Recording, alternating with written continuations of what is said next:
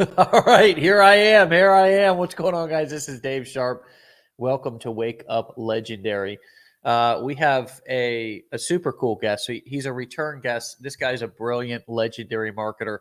I'd like to get right into it to make the most out of our time. If you guys can welcome somebody who you are going to learn a lot from today and is really a mover and a shaker inside of this industry and also his business.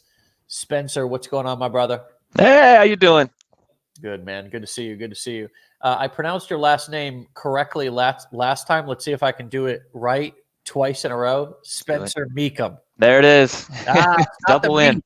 No meat, right? No meat, just the cut.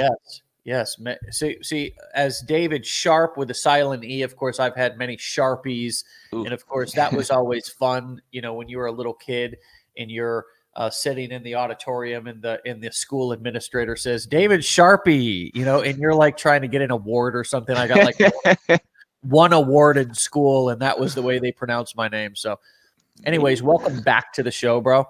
Thank you. Thank you for coming on and being willing to let us twist your arm once again for more information. So the title of this, if you guys want to know Spencer's kind of story, then we've actually had him on before. And you can scroll back through our history and you can watch his previous Wake Up Legendary interview to where we went a bit more into your story, I believe. But if you don't mind, and of course you can, if you'd like to delve into that, but I'd like to kind of get into sort of this multiple streams of income and it starts with multiple streams of traffic, right? Yeah. And that leads to multiple streams of income. But Spencer's probably somewhat humble. He's not going to go and list off all of his achievements, but I think you've were at least the number one affiliate with ClickFunnels for a long time. I don't know if you still are or not. I think you've got a seven-figure award from being an affiliate with them. Is that right? Yeah, there it is. Kind of dark back there, but we'll take your word. They'll take my word and your word for it. You've also you're also an affiliate for us, and you've crushed that. I don't know exactly where you're at, but you're doing phenomenally, and you've got multiple streams of traffic and multiple streams of income. And of course, you've gone through our training, and you're a student at heart as well, and that's always kind of nice to be around people who are also have this spirit of learning. But you've got the hang of this now. You've done affiliate marketing. You've created your own course as well on affiliate marketing. And now you've expanded sort of your, I guess, portfolio of digital real estate to this point to where even if they were to shut down TikTok, which we'll talk about, if they were to shut down your this ad account, that whatever, you're pretty much good because you've got multiple streams of traffic. So I guess if we were to talk about history for a second, what led you to, was it by accident that you created all these streams of traffic, or was it something that was on purpose? Hey, I need to have multiple streams of traffic here, so if one does get shut down, I'm okay. Yeah, I mean, I feel like from the very beginning, I was already worried about things getting shut down. I took a spammier approach when I first started affiliate marketing. And so I lost an Instagram account like 2 weeks into being an affiliate, and so already I had the light bulbs like, okay, I don't own this account. Like, this is not mine to own.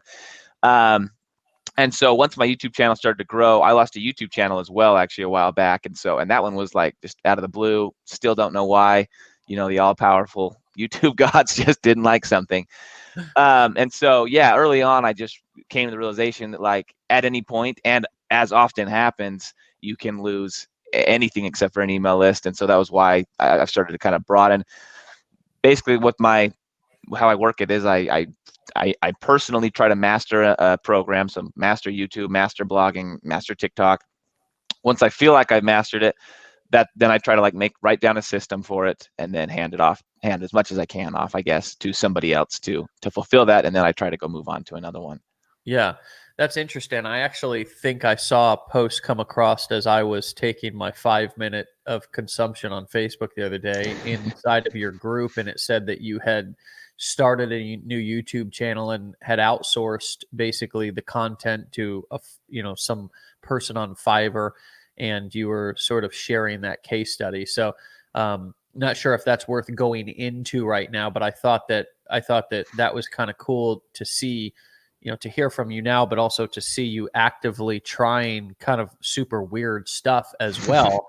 Um, from I guess from a leverage standpoint, what can I outsource? You're at the point now to where, a lot of people want to outsource stuff from the very beginning. Let me just outsource everything. And it's like, well, why don't you master that? Why don't you at least learn? So if you do outsource it, you can at least manage it properly. So, did you have any, just before we get into some of this other sort of traffic details? Did you have any outsourcing lessons, any nightmares, anything that in a nutshell you could share that would be valuable to people in terms of outsourcing? Yeah, kind of on the tune of what you just said. I like when I first hired someone, I was like, "Oh, outsourcing is the dream, right?" So I hopped on to the Filipino site where we're hiring people. Hired the first person. I was like, "Doesn't matter. You're smart." I bought him a course, a YouTube course. Was like, "Just do this. Like, just go watch this course and then do that on my channel." Like that's so easy. And of course, like 3 weeks in, I kind of go back. Like I didn't manage them very well at all. We didn't have meetings or anything, and I go back and look, and it's just like, oh crap. Like, this is not at all what you're supposed to do, and you come to realize like you've got to, like these are smart people and they are very capable, but that's not the route that they're going to become capable with. Yeah.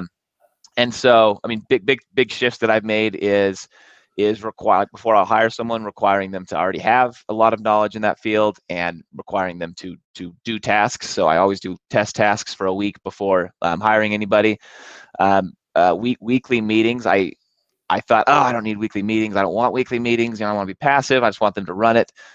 Weekly meetings have been huge, just in advancing them and getting them better at what they're doing and getting them just on the same page as me. Yeah.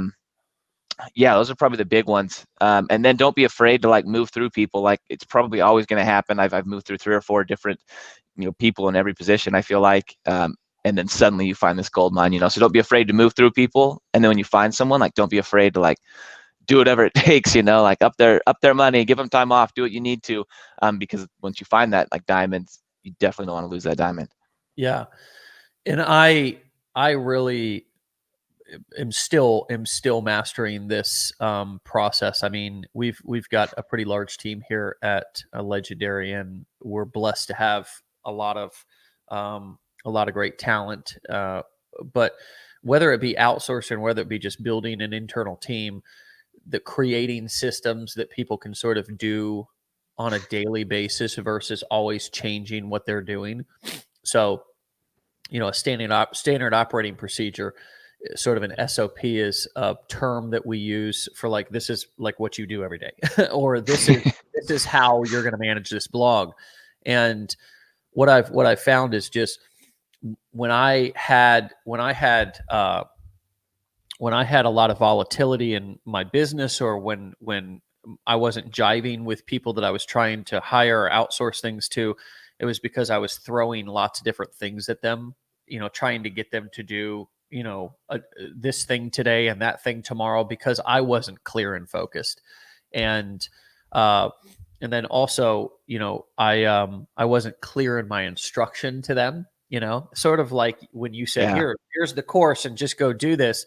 It's like, you know, most people are not going to, if they were going to go through a course and start something and kind of build a business on their own, they would have done that. They wouldn't, you know what I mean? Like Yeah. and it's not that they're better or worse. It may just not be their personality, but somebody would much rather have a document that just outlines what step 1, step 2, step 3. If this happens, do this. If this happens, do that. You know what I mean? Like, and just super clear and focused instructions, and then super clear and focused feedback. We could probably have a whole conversation about that, but I think between what you said and I said, somebody could have a great head start in terms of hiring people in Fiverr, Upwork, Freelancer. there's several different sites that you can go and find somebody and begin testing the waters of being an employer, which is kind of cool, man. You could still be an employee and also be an employer. I find that just exciting and fascinating, you know? Yeah, and I really think the big first step is just go do it. Like so many people just they're I don't know what I'm gonna have my VA do, or I don't know, I don't feel comfortable with it. Like just go do it, and you'll figure out a lot of stuff as you go. Like you'll grow. Yeah, even if it's a small task, right? And they're working an hour a day for you, that's a cool way to enter the world of being an employer, to where now you feel more comfortable scaling and growing from there. You'll get addicted to it. I agree. I mean, because once you don't have to do something, it frees you up. For me, what I've found is it's not, oh, now I can go to the beach and do nothing. No, now I can go work on something else, and that also doesn't get dropped. It's really yes, it's addicting. So how many people does it take for you to operate all of these different streams of income? Feel like this is a good segue. How many outsourcers or various assistants do you have assisting you on your various channels to do what you do? Me and three others. So 2 full-time, 1 part-time. So you do have 2 full-time people. Yeah, they're still contracted out, but yeah, they're full-time. Nice. And these are outsourcers from a different country? Yeah, so I got 2 in the Philippines and then 1 in Oregon or Washington. So 1 stateside. The guy that does my YouTube channel is stateside. Okay, so when you say he does your YouTube channel, does he edit? Does he upload? Do the thumbnails? What specifically does he do in terms of helping you with your YouTube channel? Yeah, so he's shifting over to kind of everything. So he came on as an editor, and then we're adding as he masters editing. Like if you watch some of my more recent videos, we've done a ton of, we've made a much more unique style in my videos and a lot of changes to the way it's edited. But yeah, the plan is I sit down, I film, I click upload, and I'm done. Moving on to the next task is the goal. You sit down, you film, meaning that you I'm going to pull up your, just so both everybody can see it, but I'm also interested in looking at it too. So yeah, are you not? Go ahead. I was going to say the goal is for most videos, for me to be able to have an outline get put in front of me, right? Hey, this is the structure you're going to follow. So I can walk in that day. I've got 4 outlines. I sit down, film through my outlines, because we already have like a really good outline right now. I'm creating it, but the goal is to transition him into it as he kind of sees how I work and how I talk and stuff. The reason I hired him is because he has an affiliate marketing background. He knows a lot about what I'm doing already, so he's able to do those outlines and know what people are looking for and stuff. Yeah, I find that a real challenge is finding people that have experience who don't particularly want to do affiliate marketing themselves, but they understand the game. You know what I mean? Yeah, this is really good, dude. This is really good, bro. And if you look, I mean, just 3 months ago, we weren't there. So we've been like really, like we hired a guy to come and work with us and stuff like that. And yeah, he's gotten just massive improvements. That's sick. That's super sick, man. Yeah, I'm just trying to compare it to. Oh yeah. And I've gotten better as well. You can tell. Well, I mean, do you mean just in terms of lighting and how the videos look, or do you mean in terms of the content? Lighting, sound. I mean, we now use like big outlines that we build before we do the video, and so like a full script. It's got pattern interrupts that are going to be coming on it. It's got cuts and things like that in there. It's got what B-roll we're going to use. So now we're following like a very, very scripted procedure, and because of that, we're able to eliminate a lot of the fluff and crap and really cater to YouTube's algorithm and think through it ahead of time. Think through the story. Think through how we're going to get people to stay watching and things like that. Yeah. And it's I mean, just in 3 months, I was doing about 1,500 new subscribers a month 3 months ago, and we're doing about 9,000 a month right now. Wow. Just growth. We use some other things that we'll talk about on this call, but a lot of it has been video quality moving up. Yeah. Yeah. Well, since we're here on YouTube, we can talk about maybe 1 or 2 other streams of traffic that you have here in a second. But now that you've kind of learned And obviously everybody can see your channel here, and there's a lot to learn from both listening to Spencer, but also going and checking out his content. Um, what if you knew what you knew now and what you've learned along the way, what sort of things would you do? What would you instruct yourself to do now that you know what you know now versus all the things that you did before that you've now changed? Yes. So in the beginning, I was trying to be tricky, right? I was out there like, oh, like if you buy this like Fiverr ranking gig, or you buy this like software that'll go and like click through your videos and watch them, and it was like all these like ranking tricks. I have like an SEO background, and so I was trying to do all these little shifty things to get these little videos to rank and stuff like that, and some would, and I'd see success that way. But when you get YouTube to blow up your video, it's like 10 times as much. So focusing on the actual content and saying, hey, YouTube has gotten really smart. If you make content that people watch a lot of, that keeps people watching, like YouTube's going to catch on to that quickly, and they're going to promote you way more than any other software could ever get you to be promoted. And so I would say, yeah, like taking time, spending a lot of time ahead of time planning out my videos, like thinking how the story's going to work, thinking about how we're going to generate this curiosity factor that hangs throughout the video, so that they keep watching throughout the video. And then same thing on the thumbnail side. Like literally, if like YouTube is, we overcomplicate the algorithm. It's a high click-through rate and a high watch time equals a viral video, right? Like that's what YouTube wants. A lot of people seeing it, clicking it, staying on YouTube, and then staying on as they watch throughout the video. And so if you focus on those two things instead of the 10 other things, I got to have 9 keywords in my description, and like got to have the title, it's like perfectly crafted for the keyword, and just things like that is what I focused on in the beginning, and they're what everybody's doing. And so you focus on creating content that no one else is creating, that it generates real curiosity, like as much value as possible, and you'll explode.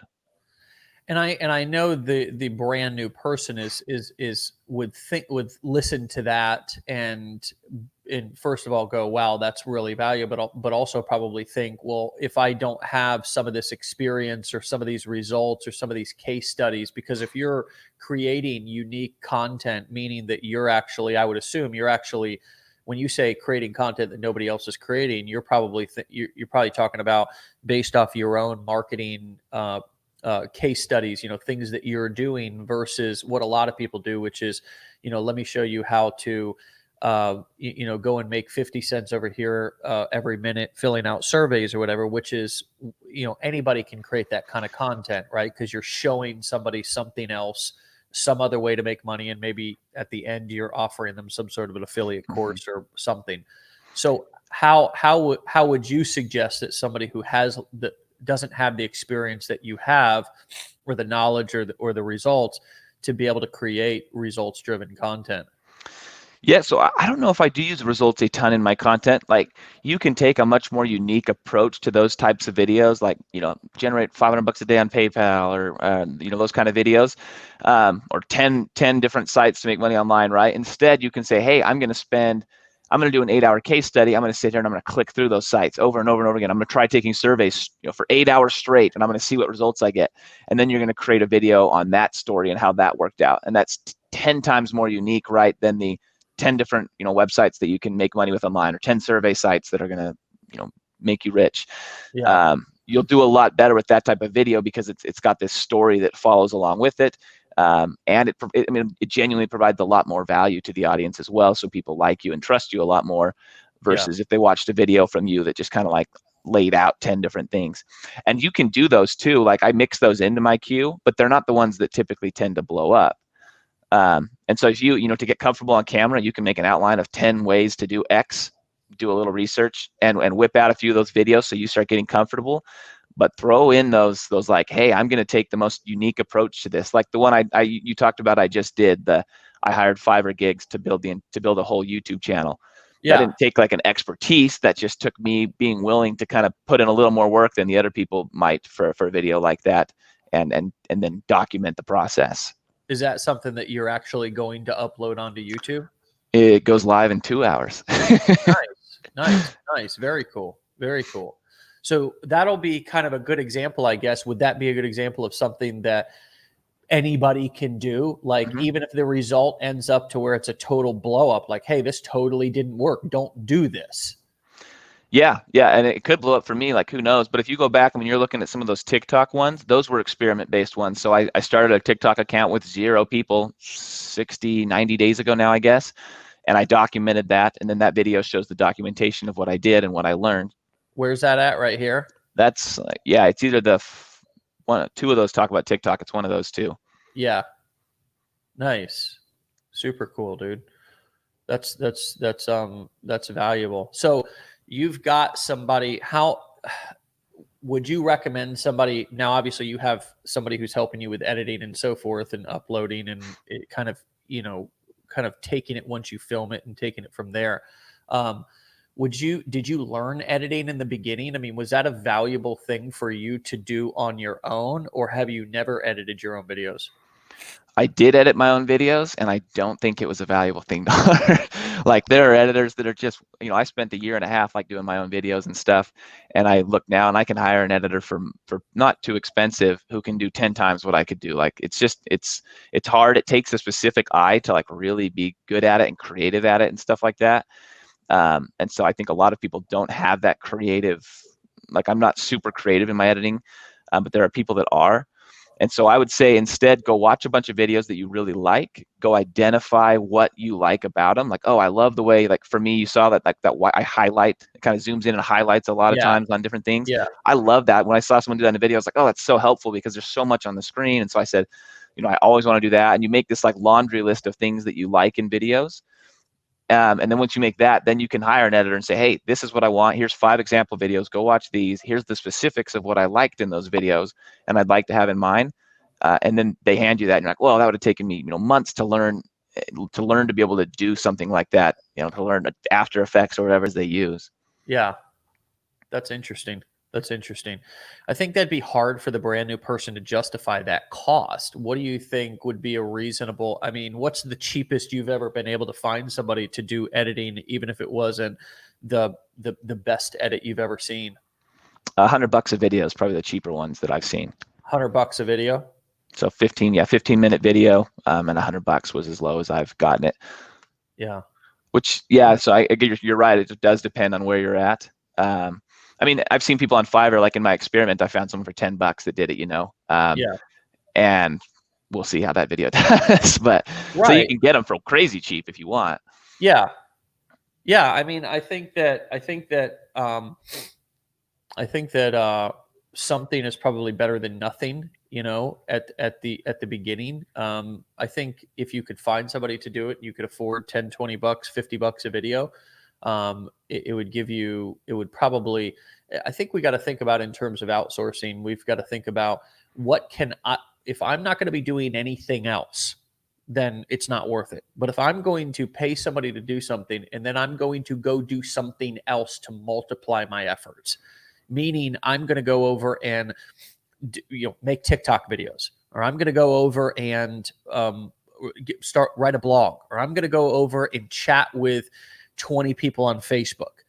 If you're going to be I'm going to go live, while somebody's editing videos, and instead of that time, I'm going to go live. Just doing something else that's valuable, then it's worth it. But if you're not going to be doing, or I'm going to go spend time with my kids or whatever, like, if you only have an hour a day to work, then, obviously, editing a video is not going to be a good use of time, because you're probably not, if you're new, you're probably not even going to get through editing a video halfway within an hour. And maybe can I jump in and say, you don't need all this editing either. So you can see where I'm advancing and where I'm at now. But if you go back to like the first video I ever had blow up, it was a screen share. My face isn't even on it. I'm using the computer microphone. I make, just a few, I don't think I even make any cuts or edits or anything like that, because I didn't know how. I just talked through for 10 minutes some stuff on the screen. And that video has 300,000 views today. And so you don't, you can still blow up with different types of videos without being a master editor. Yeah. So, I mean, this one right here, I just clicked on it, but yeah, it's just a walkthrough of some ClickFunnels stuff, the Ultimate ClickFunnels tutorial. And it's just doing a screen share video, which of course I've given you guys all many different examples of software you can use, including Loom, which you can just, it's a Chrome extension. It pops down from the top of your, and you can choose screen and camera, screen only, and you can start recording it. And, once you're done recording it, you can actually just click. You can even pause the recording if you need to go, like, use the bathroom or something. You can come back and then you can stop it. I think they even have editing tools in this, which I've never used, but you can then just download it right here and you've got the video done. So there's no, yeah. So, so that's there in terms of basically doing a video that's just like this one. So thank you for saying that, because that's totally important. And I think for a lot of you guys, some of the stuff that Spencer's talking about might be something that you do a little bit down the road, but at least you can, at least this stuff. And I think being able to visualize what your business can grow to is important. Even if you can't do all the stuff today, being able to see into the future and visualize, okay, this is actually what my business can look like. I can have, a brand. And you can see there's lots of continuity with his brand, right? I can have, and let me see if I'm spelling this right. And I also noticed that, there's two, when people talk about building a brand in your name or some other name like Buildapreneur, I just want to point out also that even though he did that, his face is still the brand. You know what I mean? Like his face is still the brand. So whether it was Spencer Mecham or whether it was Buildapreneur, his face is still the brand. Why did you choose to go with Buildapreneur though versus Spencer Mecham? And where did you come up with the sort of orange, which seems to be, a constant branding color? It's clearly the color of your brand. Where did you come up with some of these things? Were they something you picked from the beginning or something that evolved? So the Buildapreneur was picked from the beginning. I wanted the option to sell down the road. You're right. I'm still fairly part of the brand, but technically, I could potentially sell down the road if that was what I wanted. And then the colors. Oh man, we've been through so many iterations. You can see even like the logo. Like my first logo, I just hired like a logo designer, and it was like a green bar and a blue bar, like just sitting there. And I was like, oh, cool logo, and off we ran with it. And then that shifted over to kind of this weird thing that turned out from far away, it looked like a Nazi logo, so we had to change out of that. And here we are now. I finally got someone that came with this. For this one, I ended up doing a contest on freelancer.com, which is actually really cool. Like you submit kind of what you want for a logo, and I got 300-400 different responses with people, and you only pay the person that like you choose their logo. And so that's where this one came from. Is I was like, oh wow, I really like that. It's a little different. It's kind of what I sell. It's not just the standard like 3 bars or some weird shape, Yeah. No, the hammock dude. So now that we're on your blog over here, this is another kind of stream of your traffic, right? And you had mentioned a few minutes ago that you used to be an SEO guy. Can you just give us the nutshell history about what you mean when you used to be an SEO guy? Yeah, I was a grunt at an agency. I built links all day long for a year for companies. Okay, cool.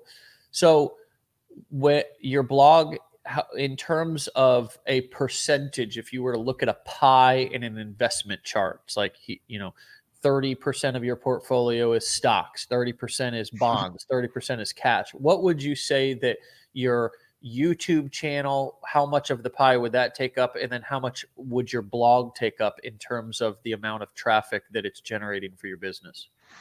Yeah, so up until the beginning of this year, YouTube was probably like 70, and then everyone kind of fought for the rest.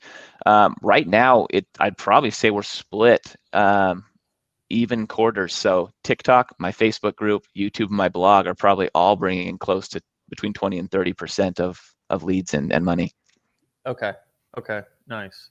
That's interesting.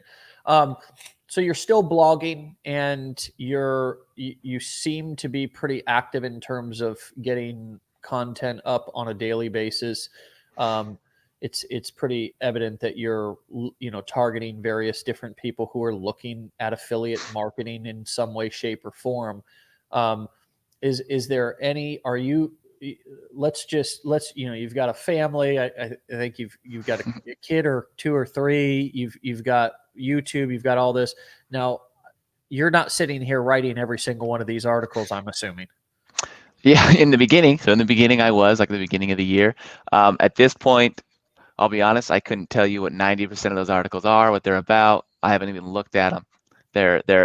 So we've systemized it. Like blog writing is the one thing you can systemize because there's no video involved. So it's ghost written. So I've got someone from the Philippines that does the keyword research, and we've trained her up on that. And then we've got a couple different writers that she hires from the pool of. They give it back to her, and then she does a ton. Like she knows exactly how I like it structured, where I like images, internal linking, all that fun stuff. And then she goes and all she does is send it to me for final approval. And typically that involves me reading the first 3 sentences and saying, yeah, looks good. Yeah, I've had various different writers and SEO companies who I've worked with. And there's some challenges that I've ran into. One in specific was like they didn't want to include pictures, and I was like, the article is great, but if there's absolutely no pictures in it, then it's not as interesting to read. So do the writers who you've hired find the pictures, or does she put the pictures in there? The sort of project manager. She does pictures, yeah. So she does everything. All they do is write. She's from the Philippines, and so obviously not like writing in English is not her specialty. And but she's really organized and she's really good at stuff like images and categorizing and things like that. And so, yeah, the writer she even makes them a little outline. She'll make them an outline ahead of time. Say, hey, we're going to talk about 10 products. I'd like you to talk at least to include these 5 products. Make sure to include like these 3 things for each product, like the pros and cons, the stuff like that. And then she hands them the outline, and they write. So, in terms of repurposing now, guys, I'm just wondering. I'm going to go over here in the chat. If you got, I'm assuming everybody's going crazy. This is total gold. Are you guys freaking out? I would think you are. I mean, Spencer and I I'm grilling Spencer. He is absolutely keeping up with every question, holding nothing back. I'm just wondering, are you guys freaking out right now? I am. This is so valuable. If you guys can just leave Spencer some love, go follow. This guy's a dude to learn from. Thank you so much for being so willing and transparent, dude. Yeah. So I like in terms of like trying to make the most out of your content creation. What I would think, and this is something that I've played around because we're getting some blogging going as well. We've played with it. I've played with it over the years, of course, and I see it as more of a long-term strategy. Why do you in any way, shape, or form take now these wonderful transcripts, basically that you have these articles, and then turn them into videos? I don't. We do the reverse. So they'll take my videos and turn them into blog posts. I used to do kind of like, they were like the same, one of the same, the blog and the YouTube video. In the end, it felt like a lot of the stuff on this blog, like 10 perfect dog affiliate programs, right? It just like YouTube is not the same as a blog. And I've got subscribers, I've got thousands of people that get notified whenever something goes live and stuff like that, right? And it just to send a notification out that says, hey, Spencer just made a video about 9 perfect dog affiliate programs, just didn't quite make sense. And so sometimes we will, but for the most part, I've started to separate them more, and a lot of YouTube content will end up on the blog. If it's like search related content, meaning YouTube's kind of got a social aspect where you can try to make these viral videos like that Fiverr one. I'm not going to turn that into a blog post because there's no one's really searching in Google for anything that shows up in there. But if I am going for a specific keyword, like ClickFunnels alternatives is one we recently made, that did get turned into a blog post as well because it's search engine based content, and Google and YouTube are both just search engines. So, I mean, have you ever considered starting a separate YouTube channel? Because I mean, there's so like for me, I'm thinking I'd love to have both for a search term or a search phrase like dog affiliate programs.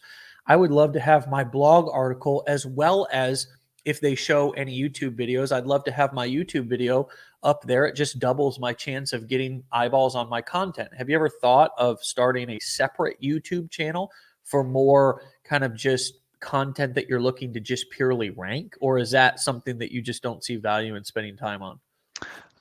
No, I haven't thought of it, but you're making me think of it. So I like the idea. I mean, that's something that I'm playing with currently right now, because like we're taking a lot of these lives and we're turning them into blog posts and then potentially going to repurpose those once again after the blog post is written in a more structured format, once again into a video. And I struggle with the same. I totally understand. Hey, you got, 10, 15, 30, 40,000 people that, I don't want to ding with useless content, but it's kind of like, for me, I think, how can I maximize everything that I do? How can I get the most eyeballs out of every piece of content? And of course, when we were looking at your YouTube channel here a second ago, I saw that you had some TikTok content on your YouTube channel. So you're somewhat so, and you've already mentioned, of course, that you're repurposing some YouTube videos into blog posts. You're repurposing clearly some TikTok. Here was the actual video. It's 16 seconds. It's just a 16 second TikTok video that you uploaded to your YouTube channel. So and it got 2,400 views. I mean, so you are repurposing content. Talk to us a little bit about what the strategy is here before we move on to TikTok, what the strategy is in terms of taking TikTok videos and repurposing them in any way, shape, or form. So the beautiful thing is YouTube's introducing YouTube Shorts. I don't know if that's been talked about yet. It's super, super new, but YouTube is essentially trying to create a ClickFunnels or a TikTok version of TikTok. And it's like halfway live in the US. They're testing it full in India, and the US, it's like kind of being tested. Like if you upload and you have a hashtag Shorts, which that video has. Really? Yeah. So hashtag Shorts, and it has to be a vertical video under 60 seconds. And it triggers their test algorithm that they're trying to do. And I mean, there's a guy I just talked to who in 60 days he took a brand new channel to 2 million views using just Shorts. Because just like when TikTok first started, right? Whenever Instagram or TikTok, any of those guys start with something brand new, they always pile on traffic into it to test it and stuff like that. And so I'm just taking my TikTok videos, clicking download, and then clicking upload. Like for that one, that's all I did: download, upload, and it headed off to YouTube. And there's the repurposing. But there's a ton of potential on both right now, TikTok and YouTube, like because they're both so new. They're being pushed so hard, and even like tiny channels and channels that have no business doing this, right, can do huge things with TikTok or with Shorts. So I don't even have Shorts. I don't think doesn't seem to be live on my It's not a live thing. It's literally just any US account has to upload with the hashtag Shorts and then a vertical video under 60 seconds, and YouTube recognizes that and puts it into the Shorts queue. Okay. And then where would it come up? Where would I, as just a consumer, somebody who comes here to consume content, see those? So most of it's on the phone. If you look on your phone, you'll see some people have it, some people don't. But in your YouTube app, if you go to your home page, some people scroll down and there's a Shorts section scrolling across that they can go through. Excuse me. Okay. Yeah, I don't seem to have that yet. I have a lot of new crap on here on this app, but I don't seem to have that. Usually I don't either. My kid who watches my YouTube, and it's all just a bunch of kid stuff on here. Like, that's why YouTube didn't give it to you. Like, yeah, this is a 5-year-old. He doesn't need it. I've got restricted mode on it and everything else. You know what I mean? I don't even see half anybody's content on there. Restricted mode. It's just Garfield. All right, so let's talk about, guys, big nugget there in terms of short. Maybe do a little bit of research on that and see if you guys can take advantage of that. Sounds like a pretty easy thing to do if you're already creating content for TikTok. So easy. Re-uploading those videos to YouTube, and in this case, you were able to get the TikTok kind of logo out of there. You must have just cut that video just a little bit. I did cut it inside my iPhone editor. So a couple more seconds of work. Yeah, exactly. So you can do that in about 2 seconds. You just kind of if you don't know how to edit a video in your iPhone app, then learn that. And we all know that we've shared a meme that we cut out and pretended like it was an original of ours that we, edited or, cropped real quick. So what's your TikTok handle? Because we'll talk about that here to end this golden nugget session. Is it just your name? At Spencer Hacks. At Spencer Hacks. Oh, got it. Wait. No dash or anything, just Spencer Hacks. I got it. Spencer Hacks. Excuse my sniffles. I'm allergenic this morning, and so you hit the one M. You in that M club? That 1 M likes. 207,000 followers, dude. That's major. That's major, yeah, and bro. This is 90 days. Like TikTok's crazy. Wow, man. So this is the third traffic source we're talking about, and why is it crazy? What are you doing that is working so well? You said 90 days. That's ridiculous. What do you do? You don't even have that many videos, dude. You have, I could count 50. them. Holy crap. So why well, you've got one at 2.5 million. That's pretty sick. Yeah, I remember seeing a couple of posts from you to where you were like, I just had a video blow up or something. I came back and like you were surprised. And I think it was this first video that's gone on to 2.5 million views. But what have you learned in the last 90 days in terms of blowing up and getting tons of traffic from TikTok? Yeah, so you asked like why it's crazy. That's why it's crazy. Those videos before that one were like last year. I was just like, what is this thing? I wasn't trying to market on it or anything. I was just trying to figure out how it worked. So that was like last year. And then this year, Jonathan Montoya's in the comments. It was him and Thomas Garrett's. We're both like, oh, TikTok's doing amazing things for me. I was like, all right, I'll give that weird app another shot. So I sat down and I watched their videos and just kind of watched like what their top videos were. And there was like a template that almost all their top videos had. And I was like, oh, I can do that. I can like try to make something based on the template that I'm seeing do well for them. So that's where that 2.5 million came in.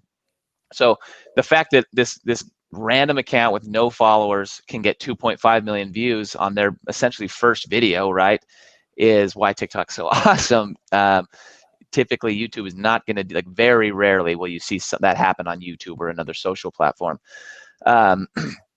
So in terms of what I learned, it's fairly similar to like all the other algorithms, like all the other things out there. They want people to engage. They want people to watch a lot of a video. They see those as triggers, right? Hey, if someone watches 90% of this video and then they go engage, like, and comment, like that just, it says something to TikTok that nothing else can. And so what I've learned is for like the videos that have blown up, it's this curiosity factor that I managed to string on throughout the 60-second clip.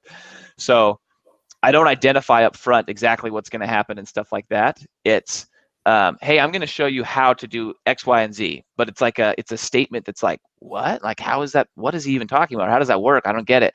And then the video starts at the very beginning, and it's 30, 40, 50 seconds in before they fully understand what it is that I'm explaining to them. And by then they're 50 seconds into the video, right? And TikTok said, holy cow, this video is doing amazing. And then a lot of times I try to add some kind of something like, hey, comment if that's you, or can you relate to that? Or what do you think about that idea? Things like that. But the big one has been, if you watch the videos, I can almost always tell now when one's going to go viral. Like I uploaded one just last night, the very most recent one. And I was like, this video is going to get 50,000 views for sure, because I can just sense like the way I've structured this is I said for this one, I was like, hey, I'm going to show you this random side hustle that can make you passive income, but you only have to do one thing. You have to set it up once in one day. So I've hooked you, but I haven't really told you anything. I didn't say, hey, I'm going to show you how to make money on Etsy, which is what this video is about. And I'm not saying that, because if I said that, then people are like, Etsy, I'm out of here. So instead, I kind of string it along, right? And then somewhere in there, hey, I go to Etsy.com, and they're like, okay, what are we doing on Etsy.com? First, on Etsy.com, you're going to need to search for this. So I'm showing them the process, but they're like, search for this. Like, what are we doing? I don't understand like how this works. And until the very end, and then I say like, oh, and then you've got to upload and sell this. So anyway, that's kind of, I don't know if that's vague or not, but keeping the curiosity as far into the video as I can has been what what has always blown up a video for me. Yeah, because I mean, ultimately, they're going to keep, even if people hate it and they're angry at the end, right?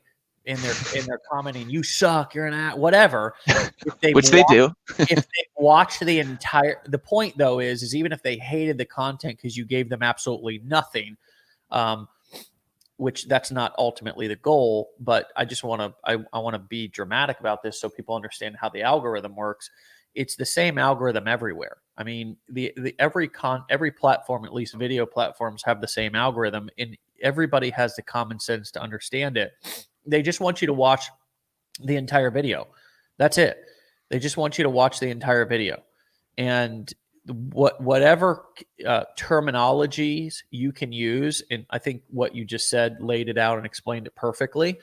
Whatever terminology you can use, curiosity based, and quite frankly, even when we're writing copy, like if you go and you watch any of my sales videos or copy that I've written over the years, which always does well, not because not because I'm a magical marketer, I am a legendary marketer, but is because I understand that concept of if I actually want somebody to pull out their credit card and buy something, not only do I need to build enough curiosity along the way to get them to keep watching, but then I need to make my case about why they should part with their money, right? And actually invest in what I'm offering. But I've got to get them to watch a 20-minute video, and at the end of that video actually say, yes, I want to buy this. But from the moment you land on the landing page to then getting them to opt in, a curiosity driven headline is always going to work as good or better than any promise, right? It's just like they're like, and the promise is there, but it's you're never giving it away. And I think one of the number one mistakes that I see people make on their landing page is when I see somebody, creating a landing page and it like has all this information about the person. No, you just want one headline, maybe a sub headline. So there's so much curiosity that the person has to opt in because you've not given it away. And I think that was perfectly illustrated when you said, why, I mean, one of the reasons why we don't mention affiliate marketing, if you look at any one of our landing pages, we don't even mention, or at least we try not to mention affiliate marketing anywhere because, oftentimes somebody's just going to prejudge it, right? So you'll see low ticket, high ticket, but there's no mention profitable online business, right? High ticket commissions, valuable products, but there's no mention of affiliate marketing because people have heard these terms so much, make money from Amazon, drop shipping, affiliate marketing, Etsy, whatever, that they will automatically prejudge it, right? And Yeah. it's you're battling people's previous experience. You're not the first person that they've ever watched content or landing on your landing page. So if you don't use terminology that will make somebody curious enough, but is also ambiguous enough, and I think that's the word that I'm looking for in terms of how to explain how to create content, or in a sense, create content or write copy that gets people to convert. Is it has to be ambiguous enough that it leaves room for the imagination to wonder versus be specific. And even oftentimes when you're making like if you look at and you read some of the copy, like on our offer, and I'm just using this as an example. I know we're talking about content, but if you read through it, nothing is specific. It's all curiosity based. You know what I mean? So it looks like it's specific, but if you read the copy, there's enough curiosity to where they clearly understand what they're getting, but the benefits and the promises that we make around each thing that they're getting are ambiguous enough that it leaves room for the mind to wander. You know what I mean?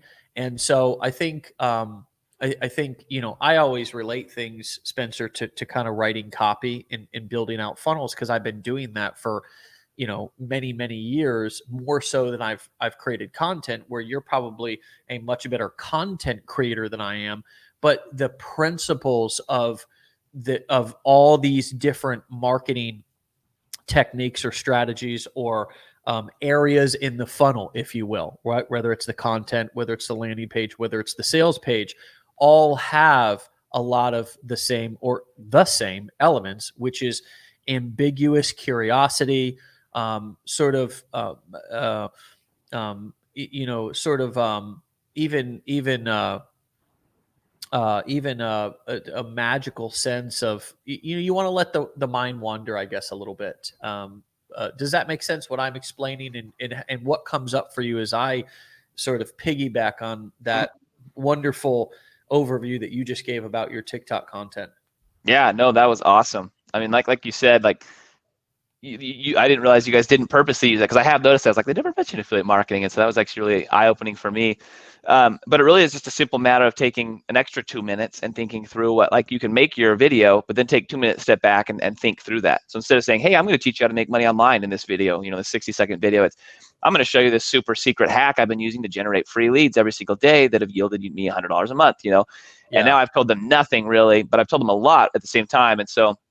And then you move on into this kind of, like you talked about, this ambiguous nature of, hey, well, first I went to this website, and they're like, what's that website? What do I do on that website? And then I did this. But a lot of us, structurally, a lot of people when we're teaching like to bring it up at the very beginning. I'm going to teach you how to do this, or even like bring up an outline. First I'm going to show you this, and then I'm going to show you this, and I'm going to show you this. Like I've noticed that a lot of people love to give an outline, just because that's like how our mind works when we're teaching. And then instantly you've lost like half your people, right? Like, oh, okay, I know all that stuff. I'm out of here. Yeah. Yeah, I don't think I mentioned affiliate. I might. Okay, so twice, and it's just in terms of this one bonus, right? So, you know what I mean? Because I don't want anybody to prejudge what we're doing, and I think that just prejudge what we're teaching or talking about, because most people would be doing themselves a disservice by prejudging it.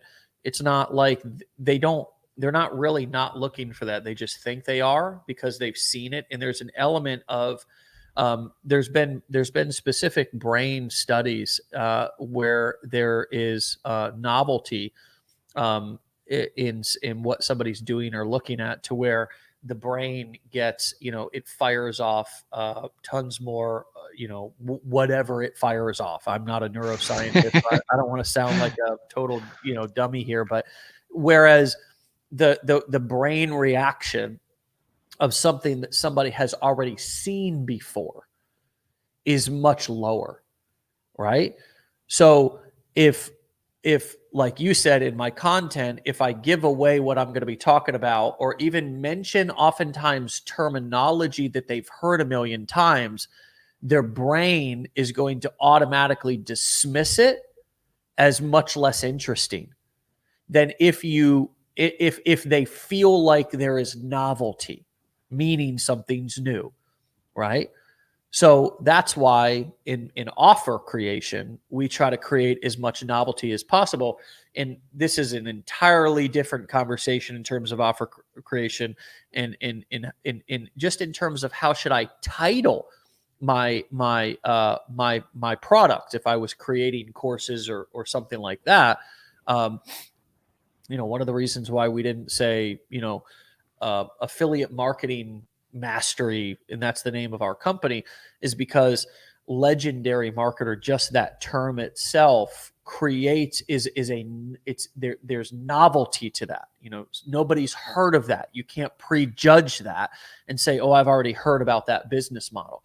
And that's why a lot of times you see really good course creators and offer creators who kind of call their products, sort of ambiguous names, to where you don't really know what the business model is at first, is because we're trying to avoid that sort of prejudgment of somebody feeling like they already know what it is. Like, oh, I've already taken a course on that.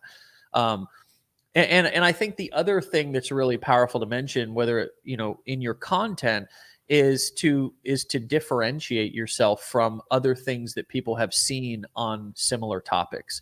So like with this one, if you're going to talk about something about Etsy or affiliate marketing or whatever, to mention, here's why this is different than what you've seen before. Because anytime somebody feels like it's something they've seen before, the brain reaction, their internal sort of unconscious reaction is going to be much less exciting than if they feel like they haven't seen it before. So anyways,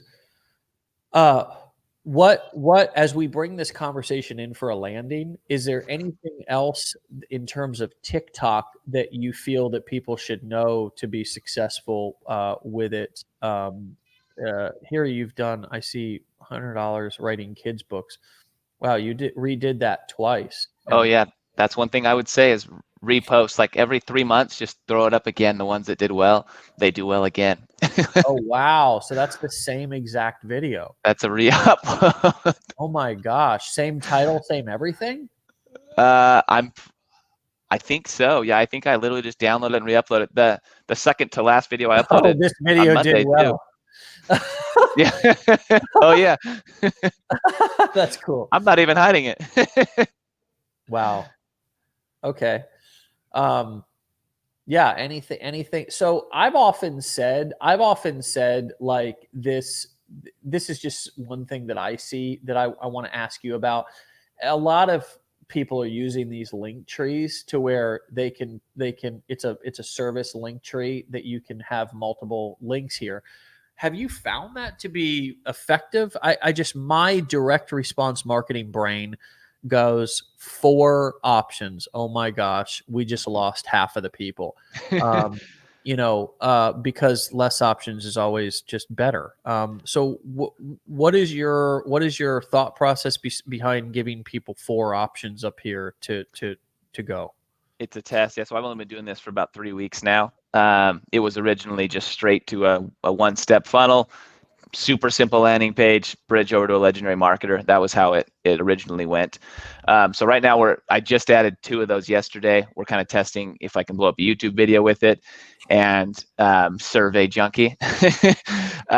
So yeah, right now it's just kind of testing, and Linktree will give you the data on, hey, this is how many people showed up at your page, this is how many people left your page, and we're going to compare them and see how many people we lost with these options.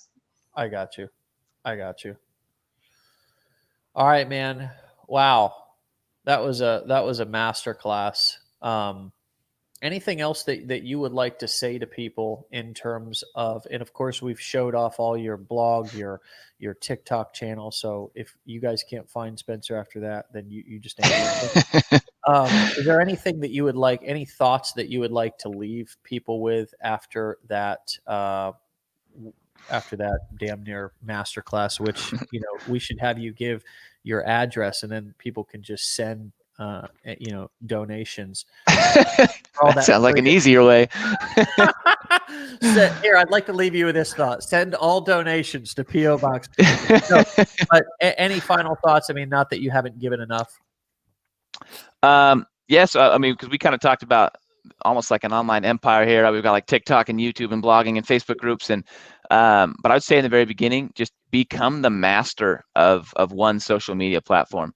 I feel like in the beginning, I thought like when I first started on YouTube, I was like, I understand YouTube. I watched some videos on it, maybe even bought a course, and I get how YouTube works. And then just over the last like 6 months, even, it's just been like, wow, I did not get how YouTube works. And so pick one in the beginning. If you're not there yet, just pick one of these methods or a different method and one traffic source, and like just master it, like become the absolute master. And then you'll make money no matter what you decide to promote, no matter what business you decide to go in. Like if you've mastered one method of traffic, you're going to make money. Like there's no way you can't. Yeah. Yeah. I said something similar yesterday to my dad. I forgot what we were talking about, but he was making mention of something that was kind of like he was shocked about it, but I said something similar. I just can't remember what somebody was doing to make money. But I said, man, if you do something long enough, the same thing, consistently every day, you will profit, you will make money. And that really seems to be, a universal principle. And I just think that too many people quit before the miracle happens. And the miracle is the first lead, the first commission, the first result. And sometimes we often overlook the results that we get to, like we're looking for the mountain and missing the molehill. You know what I mean? Like it's not always Mount Everest, man. Sometimes it's a hill, sometimes it's a mini mountain that you climb and conquer. And I think us entrepreneurs are oftentimes too critical on ourselves. We can't celebrate even the small wins that we get. And this is really a journey. It's not a sprint. And I would just remind all of you guys, and I can guarantee you Spencer's journey has been this same way, is it's been a lot of little tiny wins over a long period of time with many losses that oftentimes don't get talked about, that result in this fun and the fun and the freedom that this business can give you. So tell your whoever we've taken your time away. I think you're in 7 or 8 o'clock your time. I think you're in Utah, aren't you? Yeah. Well, thank you, and thank your family for letting us borrow you this morning for so long. And we're going to blast this out, and hopefully as many people in our community see it as possible. And thanks for being willing to come back on once again and share all your wisdom, brother. Yeah, thank you. All right, man. We'll talk to you later. Thanks, buddy. See ya. All right, my friends. Wow. I mean, gee whiz. That was a lot. And so that might be one that you want to go back and watch again and soak up all that information. There are people who would charge for that, but that was something that's the reason why we do the show every morning, is because we want to give you guys more for free than what other people would charge thousands of dollars for. And you can imagine that if you haven't jumped into our blueprints, if you haven't become a part of our community in a more serious way, maybe by watching each and every morning what we give away for free, you can only imagine the way that we support our clients who have said, yes, I want to go in and be a part of this community in a more serious way. And we would love to have you, and we would love to help support you, and we would love to have you on the show one day in the near future, talking about your success, talking about your story, talking about what you're doing. And I hope that you'll begin to visualize yourself right starting today, being on this show, sharing your wisdom and having the comments blow up, thanking you for your experience and just filling your heart and your soul and your head with all that positive affirmation that maybe many of us didn't get. I don't know. I just want you to know, maybe you didn't get it in a job or something from your previous boss or your current boss, but this is a community that we celebrate each and every person here. And it takes tons of regular, ordinary people doing extraordinary things to make up what we have here. So once again, and yes, declare that in the comments below that you're going to be here. Begin to declare. Thank you so much, Kara Morrison, for commenting that. Absolutely speak it into existence. Declare what you want to happen, and it will have so much more of an opportunity and a chance to actually come true. Declare it down in the comments, as well as thank Spencer for his time and wisdom. This is Dave Sharp. We'll see you back here tomorrow. Wake up legendary. Be legendary.